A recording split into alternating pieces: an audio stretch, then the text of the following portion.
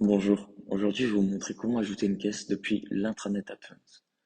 Donc on se rend dans l'onglet Administration, on descend un petit peu, puis dans la cellule Gestionnaire de caisse.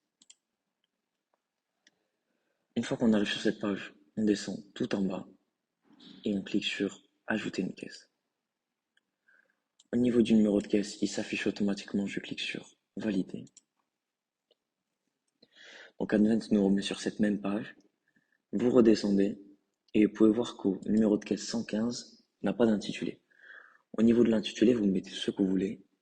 Pour la vidéo, je vais l'appeler caisse test 6. Au niveau du type, vous laissez en physique, mais il est très important de modifier le groupe. Je vais donner un exemple. Imaginons que vous êtes une société multi-magasins, vous avez de nombreux magasins en France, dans différentes villes.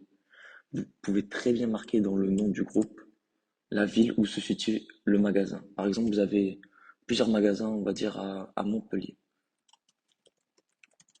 Vous marquez Montpellier, et quand vous irez dans paramétrage, toutes les caisses où vous avez référencé dans le groupe le nom Montpellier s'ouvriront dans un même onglet.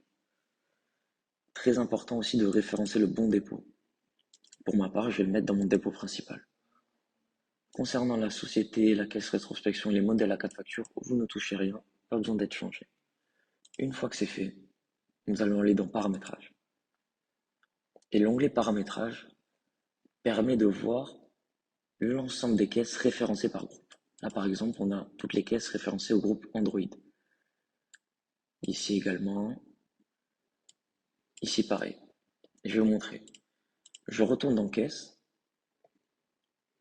Je retourne sur ma caisse. Et au lieu d'écrire Montpellier, je vais rentrer iOS. Et on va pouvoir voir. Et on va pouvoir voir que dans l'onglet iOS, ma caisse va s'afficher.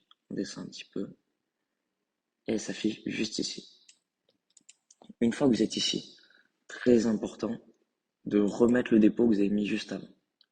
Donc c'était mon dépôt principal. Vous avez la possibilité de demander le code postal lors de la vente, d'attribuer le choix du vendeur. Au niveau du code d'affaires, c'est à vous de voir. Un autre point très important, c'est l'adresse IP du TPE.